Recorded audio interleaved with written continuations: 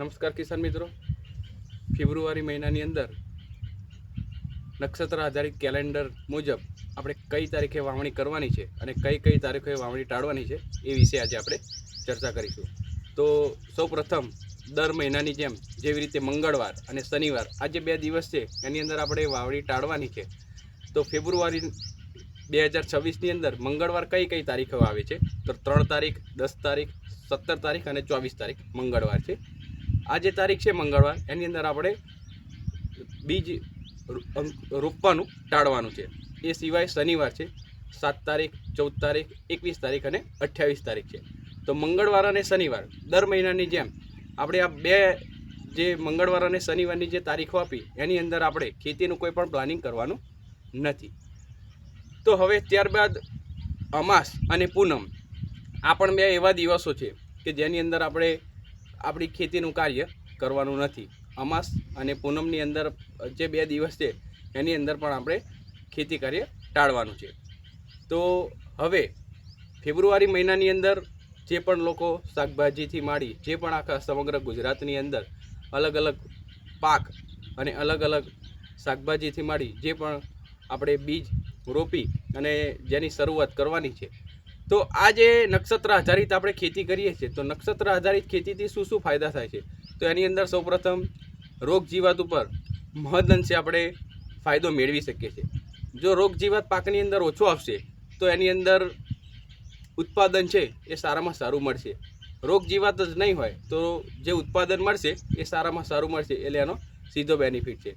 તો નક્ષત્ર આધારિત ખેતીની અંદર એક પણ પૈસાનું ઇન્વેસ્ટમેન્ટ નથી, પણ માત્ર ને માત્ર આપણું જે ખેતી કાર્ય છે એની અંદર ખાલી ને ખાલી જે આપણે પ્લાનિંગ કરીએ છીએ એ પ્લાનિંગ એવી રીતે કરવાનું છે કે જે મહિના દરમિયાન આપણા પંચાંગની અંદર જે સારા સારા નક્ષત્રો હોય એ નક્ષત્રોની અંદર આપણે બીજનું વાવેતર કરવાનું છે અને એ જે બીજનું વાવેતર કરીશું સારા નક્ષત્રની અંદર તો એ સારામાં સારું બીજનું જે જર્મિનેશન છે એ સારું થઈ અને એ જે પાક છે એ પાક રોગ મુક્ત અને ઝેરમુક્ત રોગ મુક્ત જે આપણા કુદરતી રીતે જે એટેક થતો હોય છે જીવાતનો એની અંદર આપણે મહદઅંશે ફાયદો મળતો હોય છે।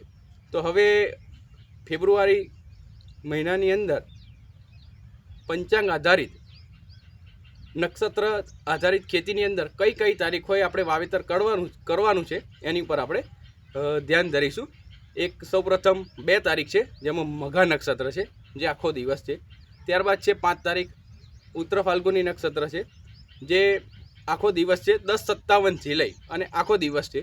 ત્યારબાદ છે 6 તારીખ હસ્ત નક્ષત્ર એ પણ આખો દિવસ છે। ત્યારબાદ 11 તારીખ અનુરાધા નક્ષત્ર એ પણ આખો દિવસ છે।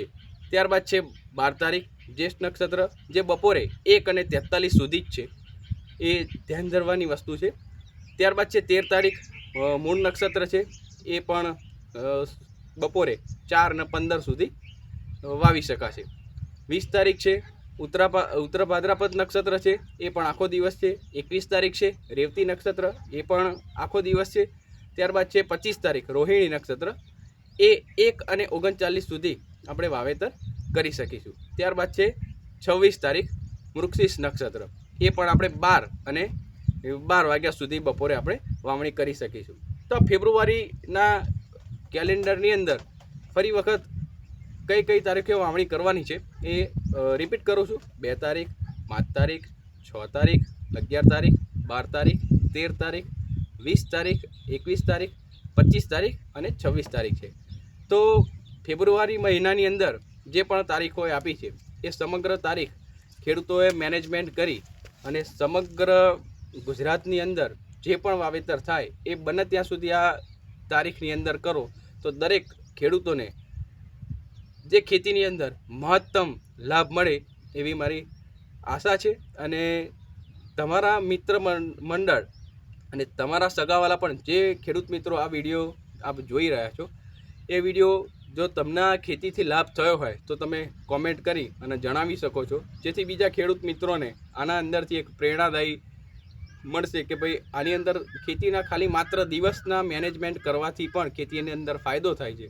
તો તમારા મિત્ર મંડળ અને તમારા સગાવાલાને પણ આ વિડીયો શેર કરી અને તમે પણ આ એક મુહિમ છે નક્ષત્ર આધારિત ખેતીની, એ દરેક ખેડૂત મિત્ર આનો લાભ ઉઠાવી શકે એમાં પણ આપ પણ સહભાગી થાવ એવી આશા.